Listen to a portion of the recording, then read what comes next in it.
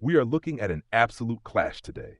The automated future of language tech slamming right into the very human systems trying to survive it. From Elnino launching a real-time AI subtitle solution that fundamentally changes multilingual communication, to Mistral's controversial Voxtral TTS text-to-speech model, dropping a licensing shift that has developers absolutely furious. And amidst all this generative AI hype, we have the birth of autonomous clay, agentic workflows tearing up the enterprise media playbook. Welcome to Localization.com, localization news you can use. Let's start with a staggering reality check. Right now, in 2026, poor multilingual communication across global teams is draining between $10,000 to $30,000 per employee per year. Takashirasu dropped this statistic, and when you scale that massive inefficiency across U.S. businesses alone, we are staring down a black hole of well over $2 trillion in lost revenue. $2 trillion just vanishing into the corporate ether, all because people simply cannot understand each other clearly in a modern workflow. When you have $2 trillion on the line, you don't just need opinions, you need the right intel. That's exactly why South Korean AI startup Elnino just launched a platform called Knoc, spelled Knoc.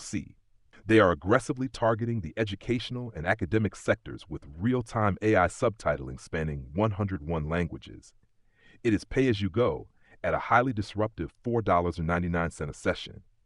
But the tech operating under the hood, spearheaded by founder Jungmin Kim and their development team, is what actually demands our attention. They are directly attacking the cognitive load problem, the flickering. Makes sense, right? If you spend any time watching standard live AI captioning, you know the flickering effect. A speaker starts a sentence, and the AI just aggressively spits out a highly literal, word-for-word translation. Then, as the speaker reaches the end of their thought, the AI suddenly realizes it fundamentally misunderstood the grammatical context, so it rapidly deletes and changes the text right there on your screen. Trying to read that for an hour gives you a massive headache. Knoc fixes this by bringing a 30-second contextual memory window to the table. For anyone dealing with live media, a contextual memory window acts as a massive linguistic buffer. Think about a live human conference interpreter working in a booth. If they're doing simultaneous interpretation into a language like German or Japanese, they cannot just start guessing the moment the speaker opens their mouth, because the grammatical structure often demands the verb sits at the very end of the sentence. The interpreter essentially has to hold their breath, listen to the entire clause, grasp the full semantic intent, and only then deliver the translation. They don't blurt out a noun, pause, apologize, and change the whole sentence. Knoc is essentially coding that exact same professional patience into a machine. Instead of processing token by token in a panic, it holds the data within that 30-second window, runs a holistic analysis of the semantic intent, and then releases a rock-solid, stable string of text. The readability is a night and day difference, but the algorithm is only half of their genius. The adoption strategy is what makes them dangerous. They are operating on a strict zero data retention policy. We are living in an era where data is the new currency. Every single AI platform is vacuuming up user inputs to train their models. Elnino is aggressively going in the exact opposite direction. The millisecond your session ends on Knoc, all the data is completely obliterated.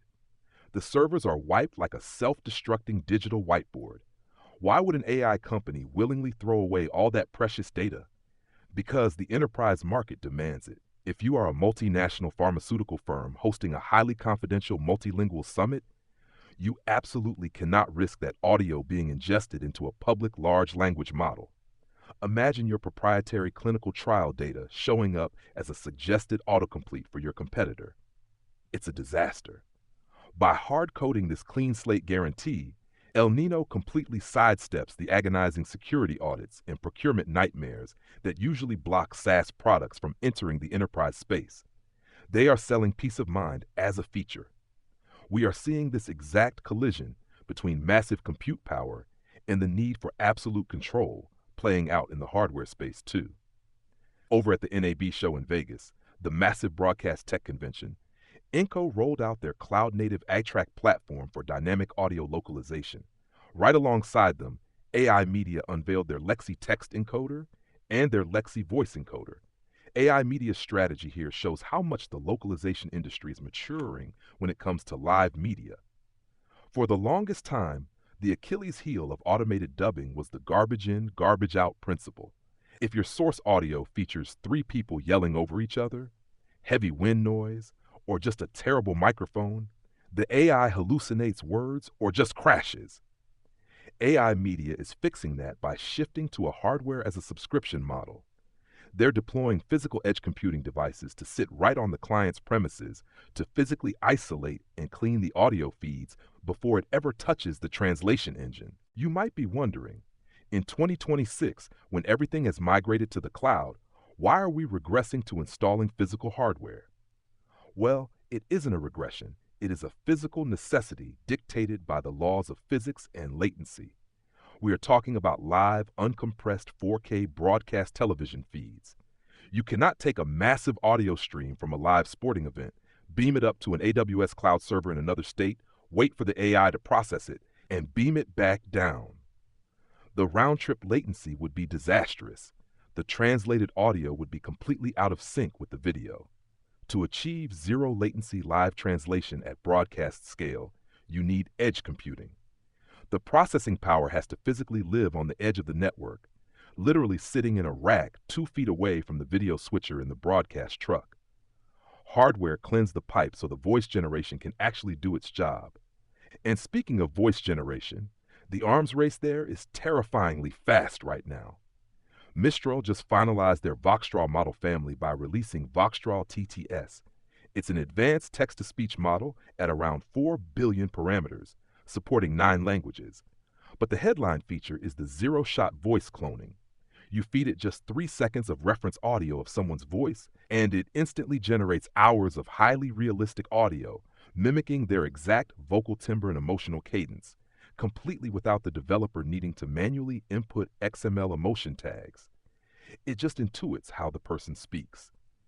But if you go look at the developer communities on Reddit right now, they are absolutely livid. Mistral pulled off a massive pivot in their licensing strategy, highlighting a huge philosophical war happening in AI. They released their earlier models as open weights under an Apache 2.0 license, which essentially meant the community could take the code and build fully commercial for-profit products on top of it for free. Developers loved them for it, but with this new Voxtral TTS model, Mistral quietly shifted to a CC by NC 4.0 license. The NC stands for non-commercial. This new license allows academics to research it and hobbyists to play with it. But the second you want to build a commercial localization app that actually generates revenue, you are blocked. You have to pay up. You're forced to route your traffic through Mistral's proprietary API and pay them a toll for every single character generated. It's like a tool manufacturer handing out free hammers and saws for years to get everyone used to their ecosystem. But the moment they release the nail gun that actually finishes the house, they tell the construction crew they have to rent it by the hour. They use the open source community to build momentum, and now they are locking a massive gate around the most lucrative part of the entire pipeline, the final voice output. And that final enterprise dubbing output is evolving from a post-production chore into a massive strategic asset. DeepBrain AI just dropped an all-in-one AI studios platform capable of AI dubbing across 150 languages. Then you have VSL Global aggressively expanding their footprint by combining the actual dubbing, the script adaptation, and the visual lip syncing into one centralized platform. Jay Lohman, the CEO of VSL Global, laid out a phenomenal business case for this recently, pointing out that massive corporations are sitting on vast, dormant libraries of legacy video content. They don't need to spend millions shooting new marketing material. They just need a mechanism to unlock the value of the assets they already own. If we pull back and look at the macro trend here, we are witnessing the death of post-production localization and the birth of continuous enterprise media workflows. Localization used to be a highly artisanal, bespoke bottleneck. You spent months shooting a video, locked the edit, and handed it to an agency for another month. Now, a global marketing team can take a highly effective sales video shot in English 5 years ago, run it through the VSL global pipeline, and by tomorrow morning, they have 60 distinct versions, perfectly lip-synced and ready to deploy globally. But amidst all this hype about instant AI output, the narrative gets complex. Plint AB just launched Strata, an intelligence layer sitting over the API for their subtitle and SDH products. Åsa Zimmerman, Plint CEO, is loudly arguing that the entire industry is obsessing over the wrong metrics. Strata isn't designed just to output text faster. It is engineered to deeply comprehend the source material before it even attempts a translation. It injects narrative logic into the automated pipeline, and that cognitive layer is honestly the only real differentiator left. Literally anyone with an internet connection can plug an API into a language model and translate a script. The barrier to entry is zero. But if that generic AI system doesn't understand the broader narrative context, like tracking the complex emotional history between two characters over a 5-season arc, or recognizing trademark sci-fi terminology, the translation will be flat, inconsistent, and useless for premium broadcast media. Plint is building a cognitive scaffolding around the AI, giving the machine the contextual awareness of a human showrunner. So, if AI is eating the world and everything is moving to cloud architectures and edge computing, you have to look at a move that seems completely counterintuitive. TransPerfect, the biggest LSP in the world, just acquired Studio Emme. Studio Emme is a physical, legacy dubbing and post-production facility located in Rome. Soundproof booths, microphones, mixing boards. Why drop millions on brick-and-mortar real estate in the age of generative AI? Because of the moat. When you deal with ultra-premium content, $200 million theatrical film releases, the tech stack is secondary to the security protocol. Major Hollywood studios demand a TPN certification, the Trusted Partner Network. This means your facility has passed the most rigorous physical and digital security audits on the planet. You cannot just spin up a slick cloud UI and ask Disney to upload an unreleased Marvel movie to your server. They demand highly secure, air-gapped networks, meaning the computers processing these files are physically disconnected from the outside internet. A hacker cannot infiltrate a machine that physically has no bridge to the internet. They demand biometric security at the doors. Generative AI is fantastic for corporate webinars, but physical studios hold the keys to the premium broadcast kingdom. TransPerfect is buying institutional trust and a TPN-certified moat that a tech startup simply cannot replicate overnight. That distinction between managing volume and managing complex, secure workflows brings us to the next massive structural leap: agentic workflows. We are moving beyond just looking at the final translated outputs and instead looking at the architectural systems managing the flow of the work itself. The easiest way to conceptualize this shift is the difference between purchasing a highly efficient tool and hiring an autonomous employee. A traditional translation management system operates like a highly sophisticated digital assembly line in a factory. It's efficient, but a human project manager still has to stand at the control panel to assign files, push buttons, and flag delays. An agentic workflow completely removes that human from the control panel. The system acts like the factory manager. It actively monitors the assembly line autonomously. If it notices an AI routing node is producing errors, the agent autonomously reroutes the workload to a different model. It preemptively flags budget overruns, triggers QA checks, and simply emails the human a summary report of what it achieved. Amaji is building this reality right now, unveiling new agentic capabilities across their entire cloud platform to manage the media supply chain. They are taking broadcasters who natively operate in 29 languages and instantly scaling them up to over 100 languages, completely without the need to contract external localization vendors. The autonomous AI agents negotiate the routing and finalize delivery in a closed-loop system. This autonomy is spreading. Cheerholding Inc. rolled out Cheers Telepathy version 3.1.0 with a global AI assistant that manages multimodal translation workflows, analyzing the visual context of images and cross-referencing that with speech translation. But the real mind-bender is Utopi Studios. They updated their PayEye platform with story agents. Story agents force us to fundamentally reconsider where localization belongs on a production timeline. Historically, localization was the caboose on the train. Story agents are yanking localization all the way up into pre-production. How do you localize something that hasn't been shot yet? Because the content itself is being generated dynamically. As a creator builds a narrative experience, story agents simultaneously maintain narrative continuity and visual character consistency across 60 different languages on the fly. You are architecting a natively multilingual piece of media from the very first prompt. As tech embeds deeply into creation, legacy agency business models are morphing. Look at the launch of Wello Global, formerly Localized.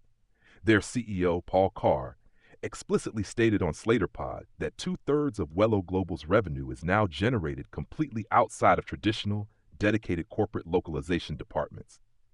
They are taking their Opal platform, designed for agentic workflows, and selling directly to corporate legal teams, clinical trial managers, and AI development labs.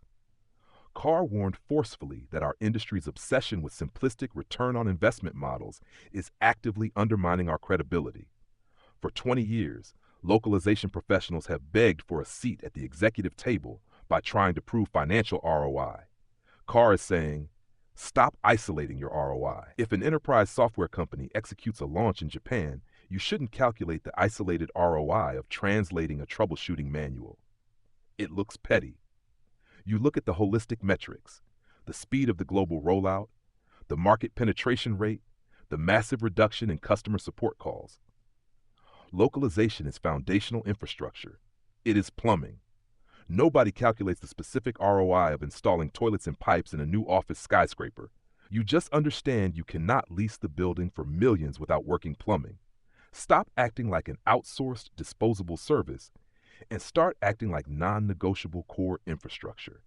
Financial data completely validates this infrastructure mindset. A Slater report projects the data for AI market hitting $21.5 billion by 2031, growing at an 18% annual clip. TransPerfect's co-CEO Phil Shaw reported 7% overall growth, but the bombshell is that traditional language services now account for less than 50% of their total corporate revenue. The majority is coming from tech and data. Multilingual data sets are the new oil. LSPs have stockpiled vast archives of high-quality, human-translated, perfectly aligned bilingual data for decades. Suddenly, that data is the most valuable commodity on the planet for tech giants training LLMs. LSPs are aggressively transitioning into lucrative data brokers. Phrase, under CEO Georg L., is executing a buy-and-build strategy. RWS partnered with Cohere to launch Language Weaver Pro. In Poland, Diuna AI, led by Piotr Kolasa, just acquired a Lingua, explicitly stating his strategy is to pivot away from traditional language services, a race to the bottom on per-word pricing, and acquire US-based companies that specialize purely in language data curation, a race to the top. Foundational models are starving for human-verified, domain-specific data and will pay astronomical premiums. But this creates a testing bottleneck. Google Research's Canva Apparel project is trying to bridge the realism gap. If a bank deploys an AI chatbot localized for Brazil, how do you know if it sounds like a human or a rigid robot? In the past, you hired human testers for thousands of hours. Google's solution is automated testing through user simulators. Imagine a high-end restaurant building a sophisticated robot whose only job is to role-play as the world's harshest food critic to perfect a menu. Google is teaching AI models to simulate a highly specific target demographic, say a frustrated teenager from Seoul trying to return sneakers, and having that AI interact endlessly with a localized e-commerce bot, machines aggressively interrogating machines to guarantee human realism. And that brings us to the existential issue looming over all this: security and compliance. Brian Murphy recently published a piece arguing that security is no longer a tedious IT checkbox. It is a massive competitive moat. An enterprise team preps an international launch for a year, and it dies in procurement because the localization vendor couldn't pass a data security audit. Speed without security isn't agility. It is speeding into a brick wall. If you custom build your supply chain to meet the agonizingly strict demands of healthcare or finance, you lock those clients in forever. The switching costs become astronomically high. In the regulated enterprise space, your security certification is the product. This perfectly explains the launch of LEC in Canada, a joint venture between Nations Translation Group and MemoQ, branding themselves as a premier sovereign AI language provider. Public LLMs are like an ATM on a busy city street. Anyone can use it, but you're transacting in the open. Sovereign AI is a high-security vault buried 5 stories underground. Data is processed entirely within the physical confines of that vault, governed strictly by local laws. LIC is targeting federal and indigenous community data because strict legal frameworks mandate that indigenous linguistic data cannot be ingested or monetized by generic AI owned by a tech conglomerate. It must respect data residency and cultural ownership. This intersection of language and local law is exploding. Gusto just acquired Mozy, a regtech firm automating state and local compliance, making multilingual compliance filings a built-in payroll feature. Meanwhile, Law.Asia published a piece by Bohei and Hansen warning about using generic LLMs for compliance reporting in China. It can literally lead to corporate criminal exposure if the AI hallucinates a legal standard. Legal localization is now legal LLM governance. That's why Big Language Solutions renewed as the official translation partner for AmCham Spain. Institutional trust requires specialized human oversight. The white glove tier is thriving because liability stakes have never been higher. But look at the public infrastructure tenders in Eastern Europe and South Korea, or the UK Ministry of Justice awarding massive spoken language contracts to the Big Word and Translate UK under a dual supplier model. Governments are locking in multi-year commitments for traditional translation. They are safe havens, but not permanent immunity idols. The safe haven isn't avoiding AI, it's deploying advanced AI inside strict security parameters.